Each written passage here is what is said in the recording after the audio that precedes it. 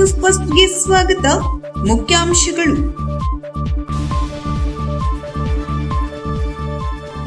ಹಾಸಣಗಿ group ಗ್ರಾಮಗಳ ಸೇವಾ ಸಹಕಾರಿ ಸಂಘದ ನೂತನ ಕಟ್ಟಡವನ್ನು ಉದ್ಘಾಟಿಸಿದ ಶಾಸಕ ಶಿವರಾಮ್ ಹೆಬ್ಬಾರ್.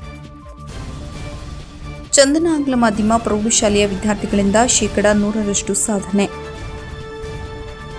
ಕಾಡು ಪ್ರಾಣಿಗಳ ದಾಳಿಯಿಂದ ರೈತರು ಕಂಗಾಲು. ಸರ್ಕಾರಿ ಪ್ರಥಮ ದರ್ಜೆ ಕಾಲೇಜು ಶಿರಸಿ ಕಬಡ್ಡಿಯಲ್ಲಿ ಪ್ರಥಮ. 40 ಲಕ್ಷ ರೂಪಾಯಿ ವೆಚ್ಚದಲ್ಲಿ ನಿರ್ಮಿಸಲಿರುವ ಡ್ಯಾಂ ಕಾಮಗಾರಿಗೆ ಶಾಸಕ ಶಿವರಾಮ್ ಹೆಬ್ಬಾರ್ ಅವರಿಂದ ಚಾಲನೆ. ಇಸಳೂರು ಸರ್ಕಾರಿ ಪ್ರೌಢಶಾಲೆ 100ಕ್ಕೆ 100 ಸಾಧನೆ. ಎಸ್ಎಸ್ಎಲ್ಸಿ ಪರೀಕ್ಷೆಯಲ್ಲಿ ಶ್ರೀ ಶಾರದಾಂಬಾ ಶಾಲೆಯ ವಿದ್ಯಾರ್ಥಿಗಳಿಂದ ಸಾಧನೆ. ಕೊನೆಗೂ ಸರಿಪಡಿಸಿ ಬಂದ ಅಂತ್ಯ ಅಂಕಪಟ್ಟಿ, ವಿದ್ಯಾರ್ಥಿನಿ ಖುಷ್. ಶಾಸಕರ ಮನವಿಗೆ ಕೂಡಲೇ ಸ್ಪಂದಿಸಿರುವ ಶಿಕ್ಷಣ ಇಲಾಖೆ. 6 ವರ್ಷಗಳಿಂದ ತಲೆಮರೆಸಿಕೊಂಡ ಆರೋಪಿಯನ್ನ ಬಂಧಿಸಿದ ಪೊಲೀಸರು. ಕುಮಾರ್ ದಿಶಾಂತ್ ನಾಯ್ಕ್ ಅವರ ಸಾಧನೆಗೆ ಉತ್ತರ ಕನ್ನಡ ಜಿಲ್ಲಾ ಪೊಲೀಸ್ ವತಿಯಿಂದ ಅಭಿನಂದನೆ. ಬಿಸಿಗಾಳಿ ಮತ್ತು ತೇವಾಂಶ ಎಚ್ಚರಿಕೆ, ಜನರು ಮುನ್ನೆಚ್ಚರಿಕೆ ವಹಿಸಲು ಕೋರಿದೆ. ಏಪ್ರಿಲ್ 24ರಂದು ಶುಕ್ರವಾರ ತಾಲೂಕಿನ ಹಾಸಣಗಿಯ ಹಾಸಣಗಿ ಗ್ರೂಪ್ ಗ್ರಾಮಗಳ ಸೇವಾ ಸಹಕಾರಿ ಸಂಘದ ನೂತನ ಕಟ್ಟಡವನ್ನು ಮಾನ್ಯ ಶಾಸಕರಾದ ಶಿವರಾಮ್ ಹೆಬ್ಬಾರ್ ಅವರು ಉದ್ಘಾಟಿಸಿದರು. ನಂತರ ಸಭಾ ಕಾರ್ಯಕ್ರಮವನ್ನು ದೀಪ ಬೆಳಗಿಸುವುದರ ಮೂಲಕವಾಗಿ ಉದ್ಘಾಟಿಸಿದ ಶಾಸಕರು ಕಾರ್ಯಕ್ರಮವನ್ನು ಉದ್ದೇಶಿಸಿ ಮಾತನಾಡಿದರು. ಈ ಸಂದರ್ಭದಲ್ಲಿ ಲೋಕಸಭಾ ಸದಸ್ಯರಾದ ವಿಶ್ವೇಶ್ವರ ಹೆಗಡೆ ಕಾಗೇರಿ, ಹಾಸಣಗಿ ವ್ಯವಸಾಯ ಸೇವಾ ಸಹಕಾರಿ ಸಂಘದ ಅಧ್ಯಕ್ಷರಾದ ಆರ್.ಎನ್. ಹೆಗಡೆ, ಗೋರ್ಸಗದ್ದೆ ಸೇರಿದಂತೆ ಹಿರಿಯ ಸಹಕಾರಿ ಧುರೀಣರು, ಸ್ಥಳೀಯ ಮುಖಂಡರು ಉಪಸ್ಥಿತರಿದ್ದರು.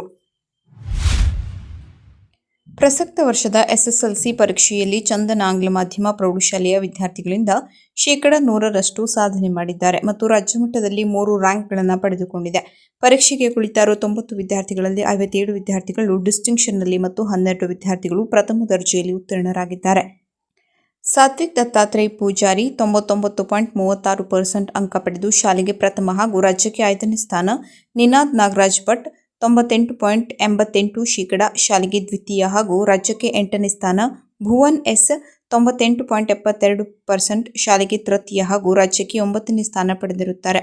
69 ವಿದ್ಯಾರ್ಥಿಗಳಲ್ಲಿ 42 ವಿದ್ಯಾರ್ಥಿಗಳು 90%ಕ್ಕೂ ಅಂಕ ಪಡೆದು ಉತ್ತೀರ್ಣರಾಗಿರುವುದು ವಿಶೇಷ ಸಾಧನೆ. ಶಾಲೆಯ ಗುಣಾತ್ಮಕ ಫಲಿತಾಂಶ 96.21%. ದ್ವಿತೀಯ ಭಾಷೆಯಲ್ಲಿ 28 ವಿದ್ಯಾರ್ಥಿಗಳು, ತೃತೀಯ ಭಾಷೆಯಲ್ಲಿ 32 ವಿದ್ಯಾರ್ಥಿಗಳು, ಗಣಿತ ವಿಷಯದಲ್ಲಿ 1 ವಿದ್ಯಾರ್ಥಿ, ಸಮಾಜ ವಿಜ್ಞಾನದಲ್ಲಿ 16 ವಿದ್ಯಾರ್ಥಿಗಳು 100ಕ್ಕೆ 100 ಅಂಕ ಪಡೆದಿದ್ದಾರೆ. ವಿದ್ಯಾರ್ಥಿಗಳ ಈ ಸಾಧನೆಗೆ ಆಡಳಿತ ಮಂಡಳಿ, ಶಿಕ್ಷಕರು ಮತ್ತು ಪಾಲಕರು ಅಭಿನಂದಿಸಿದ್ದಾರೆ. ಕಂಡು ಕಾಣದಂತೆ ವರ್ತಿಸುತ್ತಿರುವ ಅರಣ್ಯ ಇಲಾಖೆ ಅಧಿಕಾರಿಗಳು ಹಲವು ಬಾರಿ ಅರಣ್ಯ ಇಲಾಖೆಯ ಗಮನಕ್ಕೆ ತಂದರೂ ಯಾವುದೇ ಪ್ರಯೋಜನ ಆಗಿಲ್ಲ ಎಂದು ರೈತರು ಅರಣ್ಯ ಇಲಾಖೆಯ ವಿರುದ್ಧ ಆಕ್ರೋಶ ವ್ಯಕ್ತಪಡಿಸಿದ್ದಾರೆ. ಶಿರಸಿ ತಾಲೂಕಿನ ದೇವನಹಳ್ಳಿ ಗ್ರಾಮದಲ್ಲಿ ಕಾಡು ಪ್ರಾಣಿಗಳ ಹಾವಳಿಯಿಂದ ರೈತರು ಬೆಳೆದ ಬಹುವಾರ್ಷಿಕ ಬೆಳೆಯಾದ ಅಡಿಕೆ, ಬಾಳೆ, ಏಲಕ್ಕಿ, ಮೆಣಸು ಬೆಳೆಗಳು ಸರ್ವನಾಶವಾಗುತ್ತಿವೆ. ರೈತರು ಅರಣ್ಯ ಇಲಾಖೆ ಅಧಿಕಾರಿಗಳ ದೂರು ನೀಡಿದರೂ ಅರಣ್ಯ ಇಲಾಖೆ ಯಾವುದೇ ಕ್ರಮ ಕೈಗೊಂಡಿಲ್ಲ ಎಂದು ಆಗ್ರಹಿಸಿದ್ದಾರೆ. ವನ್ಯ ಪ್ರಾಣಿಗಳಿಂದ ಬೆಳೆ ರಕ್ಷಣೆ ಮಾಡಿಕೊಳ್ಳುವುದು ರೈತರಿಗೆ ಯಕ್ಷಪ್ರಶ್ನೆಯಾಗಿ ಕಾಡುತ್ತಿದೆ. ದೇವನಹಳ್ಳಿ ಭಾಗದಲ್ಲಿ ವನ್ಯ ಪ್ರಾಣಿಗಳಿಂದ ಬಹಳಷ್ಟು ಬೆಳೆ ಹಾನಿಯಾಗಿ 4 ರಿಂದ 5 ವರ್ಷ ಬೆಳೆದು ನಿಂತ ಅಡಿಕೆ ಮರಗಳು ತಿಂದು ಬುಡ ಸಮೇತ ಕಿತ್ತು ಹಾಕುತ್ತಿರುವುದು ರೈತರ ಅಳಲು ಹೇಳತೀರದಾಗಿದೆ. ಅರಣ್ಯ ಇಲಾಖೆಯವರು ಅತಿ ಶೀಘ್ರದಲ್ಲಿ ಕ್ರಮ ಕೈಗೊಳ್ಳಬೇಕೆಂದು ದೇವನಹಳ್ಳಿ ರೈತರಾದ ಶಾಂತಾರಾಮ್ ದೇವಿಕರ್ ಅವರು ಸರ್ಕಾರಕ್ಕೆ ಆಗ್ರಹಿಸಿ ಭಕ್ತ ಪರಿಹಾರ ನೀಡುವಂತೆ ಸರ್ಕಾರಕ್ಕೆ ಒತ್ತಾಯಿಸಿದ್ದಾರೆ.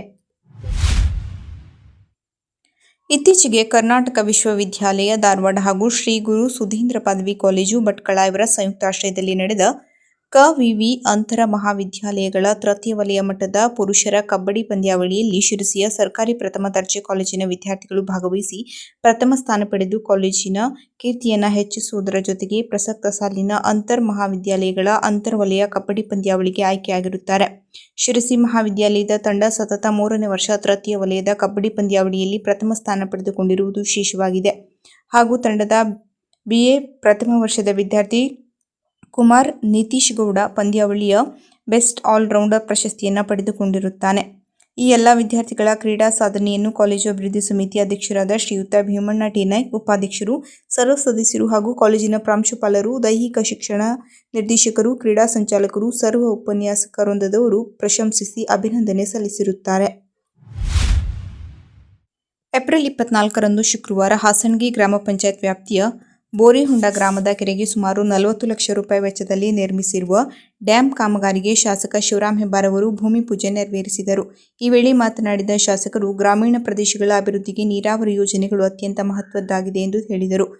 ಬೋರಿಹೊಂಡ ಗ್ರಾಮದ ಕೆರೆಗೆ ನಿರ್ಮಿಸಲಾಗುತ್ತಿರುವ ಡ್ಯಾಂ ಯೋಜನೆಯಿಂದ ಕೃಷಿ ಚಟುವಟಿಕೆಗಳಿಗೆ ಉತ್ತೇಜನ ದೊರೆಯುವುದಲ್ಲದೆ ಭೂಗರ್ಭ ಜಲಮಟ್ಟವು ಹೆಚ್ಚಳವಾಗಿದೆ ಎಂದು ಅವರು ಅಭಿಪ್ರಾಯಪಟ್ಟರು. ಈ ಸಂದರ್ಭದಲ್ಲಿ ಪಂಚಾಯತ್ ಮಾಜಿ ಉಪಾಧ್ಯಕ್ಷರಾದ ಸುಜಾತ ಸಿದ್ದಿ, ಗ್ರಾಮ ಪಂಚಾಯತ್ ಸದಸ್ಯರಾದ ಚಂದ್ರಶೇಖರ್ ಮೊಗೇರ್, ಪ್ರಮುಖರಾದ ನವೀನ್ ಹೆಗಡೆ, ಸದಾನಂದ ಮೊಗೇರ್ ಸೇರಿದಂತೆ ಸ್ಥಳೀಯ ಮುಖಂಡರು ಹಾಗೂ ಸಾರ್ವಜನಿಕರು ಉಪಸ್ಥಿತರಿದ್ದರು.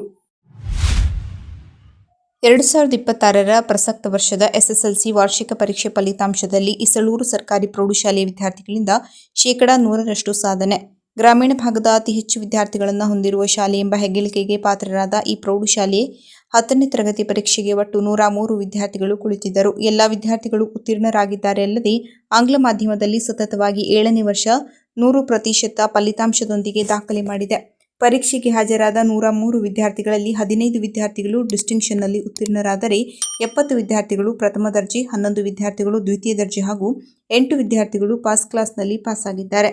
625ಕ್ಕೆ 606 ಅಂಕಗಳನ್ನು ಗಳಿಸಿ 96.96% ಕುಮಾರಿ ಕೀರ್ತಿ ನಿತ್ಯಾನಂದ ಗೌಡ ಪ್ರಥಮ ಸ್ಥಾನ, ಕುಮಾರಿ ಎಸ್ಎಂ ಶ್ರೇಣಿ 597 ಅಂಕ 95.52% ದ್ವಿತೀಯ ಸ್ಥಾನ, ಕುಮಾರ್ ಸಂಜಯ್ ಜಗದೀಶ್ ನಾಯ್ಕ್ 592 ಅಂಕ 94.72% ತೃತೀಯ ಸ್ಥಾನ ಗಳಿಸಿದ್ದಾರೆ.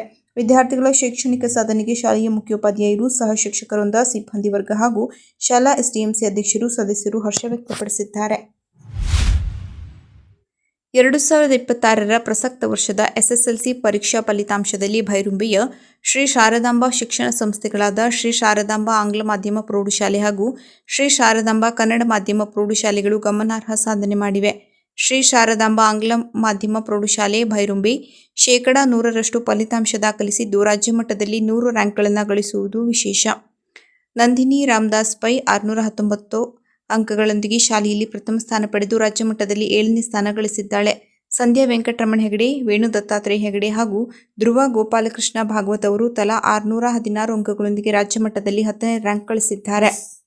ಪರೀಕ್ಷೆಗೆ ಹಾಜರಾದ 59 ವಿದ್ಯಾರ್ಥಿಗಳಲ್ಲಿ 20 ವಿದ್ಯಾರ್ಥಿಗಳು ಶೇಕಡಾ 95ಕ್ಕಿಂತ ಹೆಚ್ಚು ಅಂಕಗಳನ್ನು ಪಡೆದಿದ್ದು, 42 ವಿದ್ಯಾರ್ಥಿಗಳು ಡಿಸ್ಟಿಂಕ್ಷನ್ನಲ್ಲಿ ಉತ್ತೀರ್ಣರಾಗಿದ್ದಾರೆ.